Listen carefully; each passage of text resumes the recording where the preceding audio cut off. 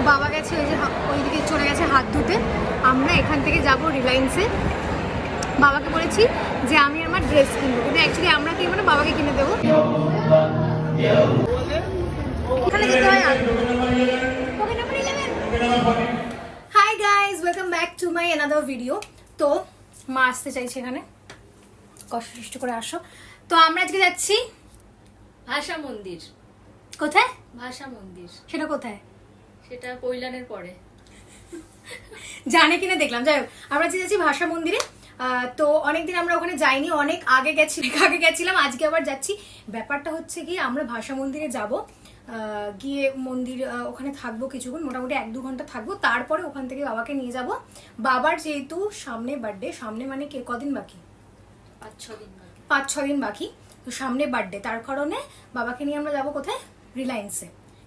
মা নিয়ে যাবে মানে কি, মায়ের থেকে টাকা নিয়ে আর কি, আমি যেগুলো জমাতাম সেই টাকা দিয়ে কিছু একটা কিনে দেবো। জানি না কিনবে কিনা, প্রথমে হয়তো শুনে বলতে পারে যে না যাবো না, কিন্তু জোর করে নিয়ে যাওয়ার চেষ্টা করবো। তো আগে আমরা ভাষা মন্দিরে যাই। হ্যাঁ, মেবি হয়তো এই ব্লগটাতে দেখাতে পারবো না, কারণ অনেকটা লং হয়ে যাবে। নেক্সট ব্লগটাতে দেখাবো, কিন্তু এখন আপাতত বেরোই, কারণ বাইরে এখনো অব্দি সন্ধে হয়নি। ইচ্ছা আছে যে সন্ধে হওয়ার আগে ওখানে পৌঁছে যাই। তো চলো বেরোই।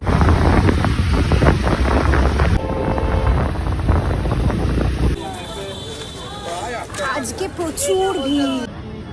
কি করছে এরা দুজন বুঝতে পারছি না। যাই হোক,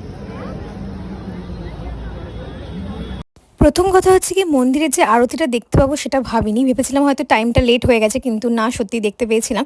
তো প্রথমেই আমরা জুতো রাখতে চলে গেছিলাম। তো এখানে সবাইকে জুতো রেখে তারপরে ওরা একটা টোকেন দেয়, সেটা নিয়ে তারপর তোমরা ভেতরে ঢুকতে পারবে। তো নিচের আরতি আমরা প্রথমে দেখেছি, আর ওখানে গিয়ে এক ফোটাও ভিডিও করতে পারিনি, কারণ ওখানে একদম ফোন অ্যালাউ নেই।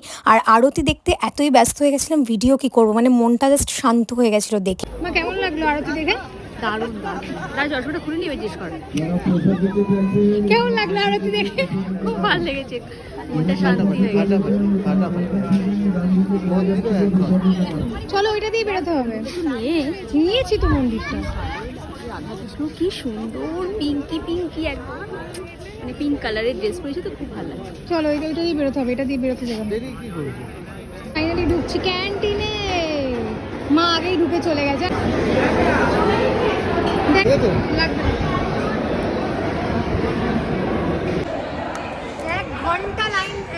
আধ ঘন্টা লাইন দিয়ে তারপরে এইটা পেলাম। দুইবার আর কি খাবো? আর যেতে পারবো না, প্রচন্ড ভিড়, প্রচন্ড।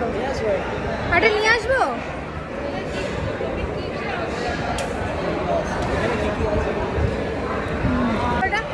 কেন আমি যে এনেছি দই বড়া চাই না।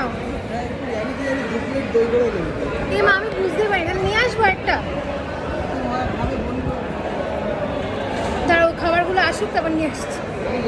আজকে এত ভিড় এখানে, যেহেতু সানডে। এবার কি হয় যে সানডেতে সবাই ছুটি থাকে, সবার ছুটি থাকে।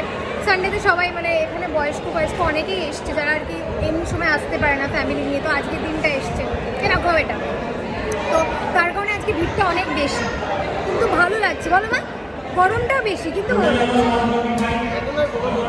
এখন আর গরমটা লাগছে না। তখন ওপরে যখন আরতি হচ্ছিলো তখন নিতে পারিনি, কারণ প্রথম কথা ওপরে হচ্ছে কি অ্যালাউ নেই, ঠিক আছে, যে মানে ক্যামেরা করার কথা কিছু, তার কারণে নিতে পারিনি। নিচে এসে তখন মোটামুটি ঠিক আছে, মানে ওপরের তুলনায় গরমটা অনেক কম।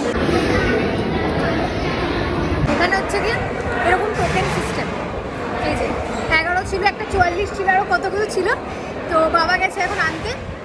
ওরা টোকেনে মানে স্লিপ দিয়ে দেয়, তারপর টোকেন ডাকবে। তো সেটা একবার আমরা বসেছি অনেকটা দূরে, মানে এই যে অনেকটা দূরে কাউন্টার, সেই ওইখানে যেতে হয়। আর টোকেন নাম্বার 11 বাইরে সব পাওয়া বুঝলি বাবা? বাবার রোল নেই, সবার লাস্টে এসছে। আর তো বাবা গেছে ওই যে ওইদিকে চলে গেছে হাত ধুতে। আমরা এখান থেকে যাব রিলায়েন্সে। বাবাকে বলেছি যে আমি আমার ড্রেস কিনবো, কিন্তু অ্যাকচুয়ালি আমরা কিনবো না, বাবাকে কিনে দেবো। ও একবার সারপ্রাইজ হয়। বলছিস কি মিছিয়ে চয়েস করতে দেবো।